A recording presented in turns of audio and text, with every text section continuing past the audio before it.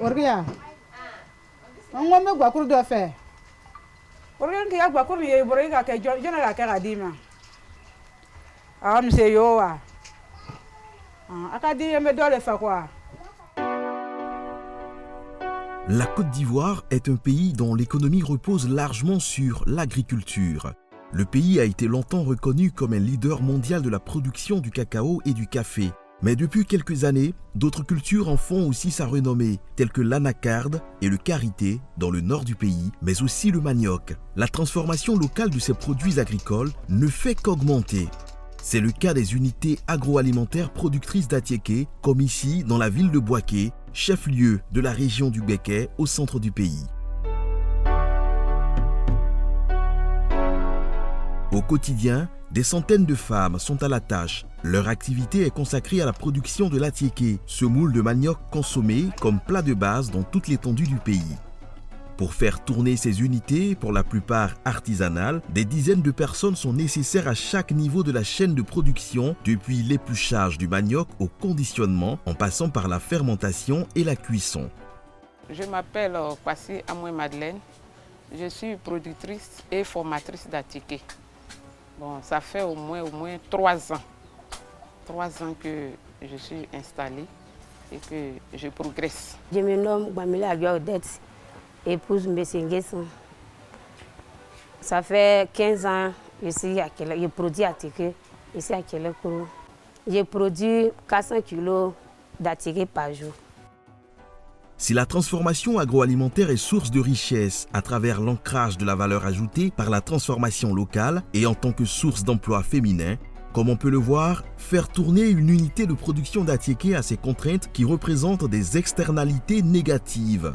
D'une part, pour les acteurs du secteur, avec les charges liées au bois de chauffe qui pèsent lourd dans les coûts de production, et d'autre part, pour les forêts d'où est extrait le bois. À Boaké, les unités de transformation d'atiéké consomment à elles seules 23% de la totalité du bois utilisé dans la ville.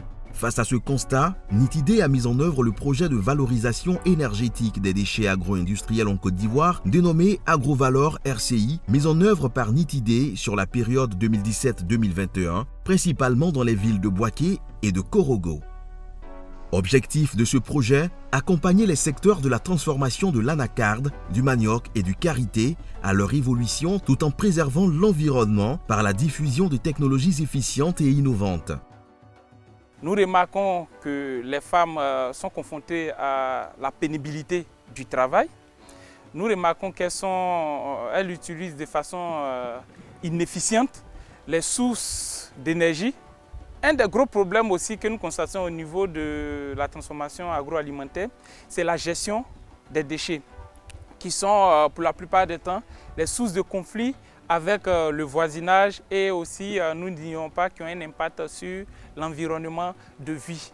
C'est cette raison qui a poussé AgroValor de proposer des équipements adaptés au contexte pour pouvoir donner une solution définitive aux différents problèmes que nous voyons au niveau des agro-industries. En termes d'équipement, le projet AgroValor a déployé des foyers améliorés double marmite pour un usage efficient du bois de chauffe, principale source d'énergie pour la cuisson de l'atiéké. Avant, c'était pour un foyer traditionnel, on prend pour faire. Ça nous fatigue, vraiment. Surtout fagot, là, ça nous fatigue.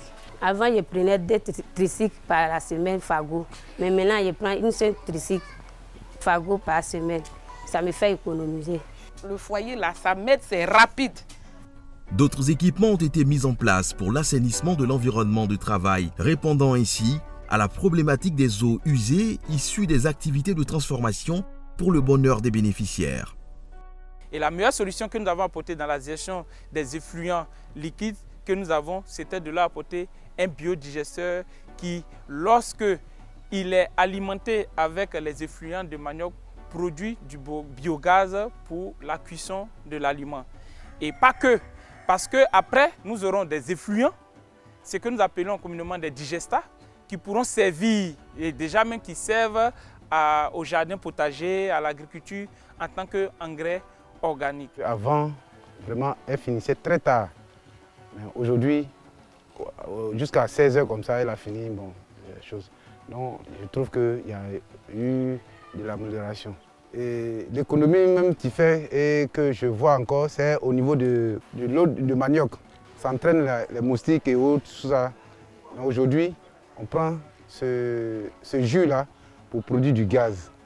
En tout cas, c'est beaucoup économique. Réduction des intrants énergétiques, mais également de la pénibilité du travail, des objectifs que Agrovalor étend à d'autres secteurs d'activité tels que celui du karité. Cette activité traditionnelle du nord de la Côte d'Ivoire connaît un regain de la demande du fait de la consommation internationale grandissante de cette tor des femmes. Mais l'activité de transformation des amandes de karité en beurre représente une charge de travail toujours physique et surtout très énergivore. Les deux étapes requérant un chauffage, la torréfaction et la cuisson de la pâte consomment d'énormes quantités de bois, en même temps que génèrent de grands volumes d'effluents difficiles à gérer. À l'instar des productrices d'Atiéké, d'autres femmes exerçant dans l'agro-industrie bénéficient du projet Agrovalor. C'est le cas de Mariam Yeo, productrice de beurre de karité à Korogo, dans le nord de la Côte d'Ivoire, et membre de coopérative d'une 60aine de femmes. La productrice se souvient des inconvénients liés à l'exposition constante au feu de bois. Le travail est difficile. Elles sont tombées malades à cause de la chaleur du feu.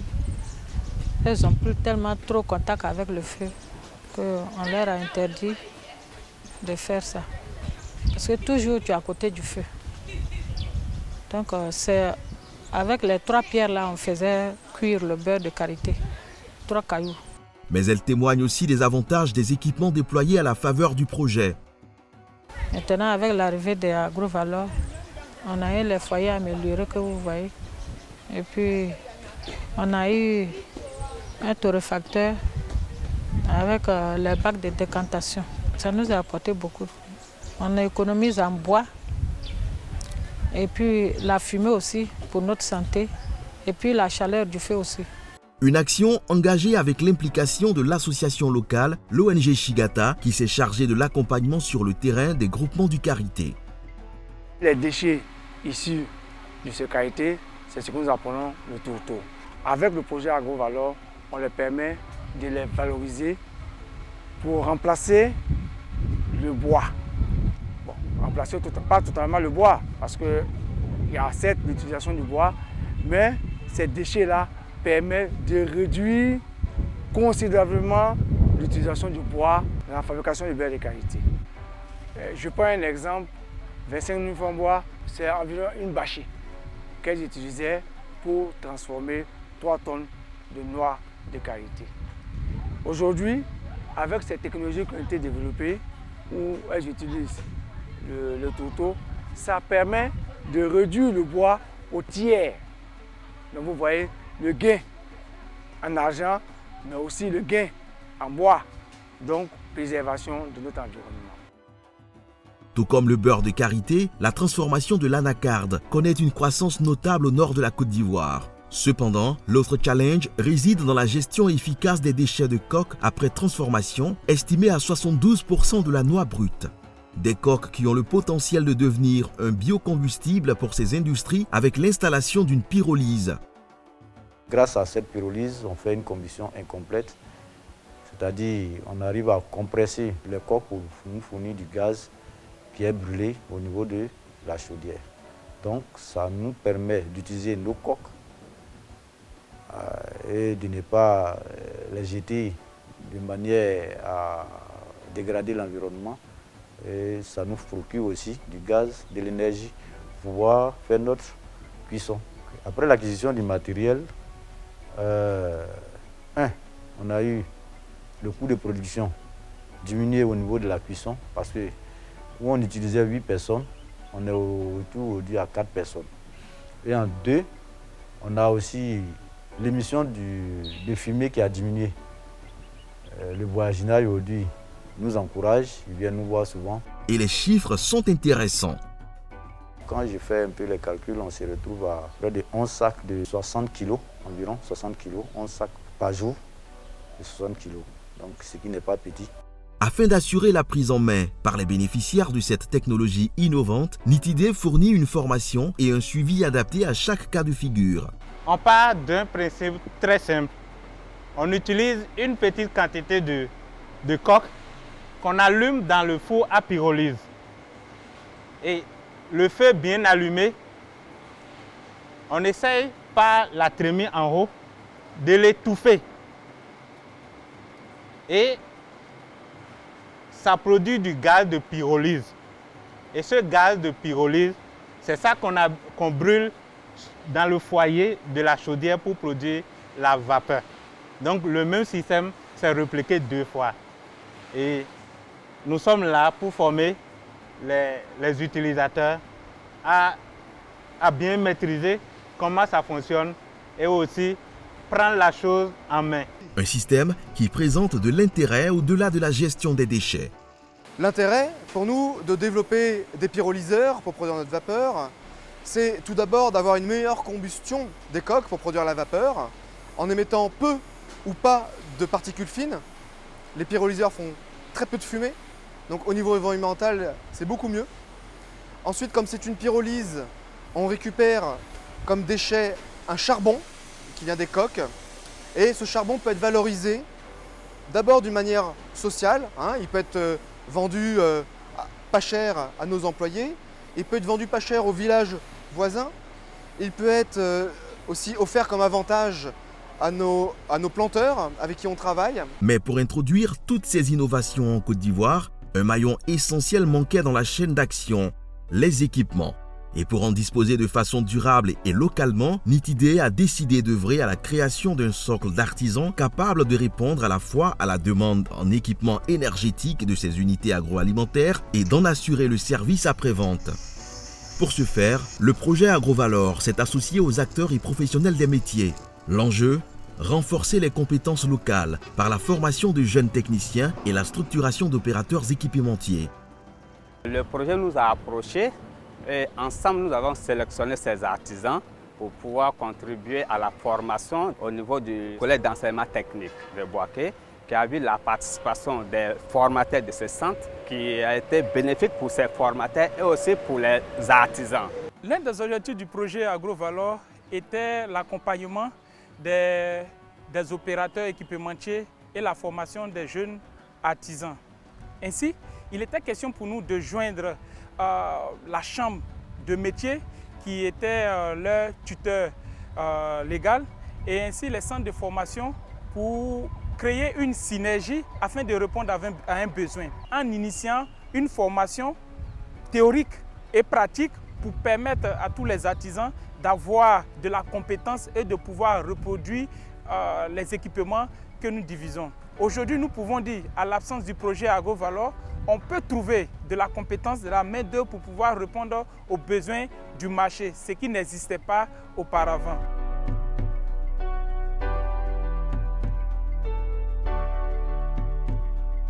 AgroValor, et aussi, ils nous ont formés dans des trucs, foyer amélioré et biogaz. Moi, je sais construire biogaz. Ils nous ont aidés à créer une association et à trouver des marchés publics et aussi rentrer en contact avec, pour pouvoir faire des devis propres et pour pouvoir convaincre aussi les bénéficiaires. Nous, on a laissé nos contacts avec les femmes. Si elles ont besoin, elles nous appellent. Nous, on peut faire les entretiens. On a fait l'association pour ne pas que les fraudes seront beaucoup. Puisque si quelqu'un qui n'a pas fait la formation ne peut pas avoir la maîtrise de la chose. Et tu vois maintenant sur le terrain, il y a trop de personnes qui ne sont pas sérieuses. Ils peuvent venir regarder et puis dire qu'à une femme, allons, je peux établir. Or, il va aller construire, ça ne peut pas fonctionner comme il se doit. L'originalité dans ce projet réside dans l'investissement des bénéficiaires, gage d'appropriation réelle des technologies diffusées. Ainsi, au lieu des pratiques classiques de subvention totale en équipement ou en numéraire, le projet initie une participation des bénéficiaires au coût de l'équipement évalué à hauteur de 70% pour les usines de transformation de l'anacarde et de 25 à 50% pour les groupements de transformation du manioc et du karité. Et malgré cette nouvelle forme de coopération, le feedback des bénéficiaires est positif. En tout cas, j'ai confiance à l'équipe. Donc, si il est arrivé comme je dois installer d'autres, et c'est ici, là, petit Apatam, là, je suis en train de prévoir ça même, pour installer. Sans aide, je suis prête. Mais si l'aide vient, je ne refuse pas. Au total, 95 foyers améliorés ont été installés avec en plus d'autres équipements tels des torréfacteurs, des bacs de décantation, des briqueteuses, des fours à pyrolyse et chaudières pour un impact significatif au compte de 39 unités de transformation de manioc, 10 de karité et 6 d'anacarde, favorisant leur pérennité en tant que source de dynamisme économique pour leur communauté et en sécurisant leur potentiel de création d'emplois grâce à l'amélioration des conditions de travail. Notre volonté, elle a été de travailler à la fois avec des artisans, avec des gens du terrain, avec des transformatrices d'Atiéké, des transformatrices de karité, mais également à plus grande échelle avec des industriels du cajou, avec des opérateurs plus gros, de parler à tout le monde dans toutes les chaînes de valeur qui nous intéressaient et de trouver les moyens de les intéresser à améliorer la qualité environnementale de leurs activités, tout en prenant soin qu'il y ait de l'intérêt pour ces personnes-là, que ça aide à leur activité économique, que ça aide leur business et que les soucis environnementaux qui sont liés à ces business, notamment liés à la gestion des déchets qui est très importante, soient une partie de la solution de leur propre business. Des progrès et des changements au profit des unités transformatrices rendus possibles grâce à l'action de bailleurs de fonds que sont l'Agence française de développement, particulièrement engagée dans la durabilité environnementale et l'implication de la jeunesse, le Fonds interprofessionnel pour la recherche et le conseil agricole, leader du financement d'une agriculture innovante et compétitive, la société Recyclivre qui milite en faveur du développement durable et la formation, et l'ADME pour la maîtrise de l'énergie. Il faut dire que le projet AgroValor s'intègre dans la stratégie même interne de l'institution qui a décidé depuis 2017 de s'intéresser au volet énergétique des unités de transformation artisanale pour non seulement permettre à ces unités-là d'optimiser leur potentiel de production et en même temps améliorer les conditions de vie de ces transformatrices. Donc naturellement, en accompagnant la cible, notamment les transformatrices, nous participons un tant soit peu à les rendre compétitifs par rapport à l'offre du marché aujourd'hui qui ne peut se faire sans prise en compte de l'aspect environnemental. Ce projet se veut un cas d'école de la promotion des solutions énergétiques adaptées au sein d'unités ivoiriennes de transformation et vise à renforcer les compétences et savoir-faire locaux permettant d'accompagner le développement durable des transformations agro-industrielles locales initiées par l'État de Côte d'Ivoire. Le potentiel de création d'emplois ne se limite pas aux unités de transformation agroalimentaire. Les jeunes équipementiers et spécialistes dans l'opération des équipements AgroValor trouvent désormais une demande croissante par ces technologies et l'idée étant d'en faire bénéficier au plus grand nombre, la création d'emplois pourra se produire auprès des secteurs autres que l'Atiéké, le karité et l'anacarde. Les torréfacteurs pourront servir par exemple pour la transformation du café, du cacao et de l'arachide. Les foyers améliorés pourront servir quant à eux dans la restauration collective ou encore les biodigesteurs dans le secteur de l'élevage. Finalement, le four à pyrolyse permettra également d'obtenir l'énergie nécessaire à d'autres procédés comme le séchage industriel de fruits et légumes.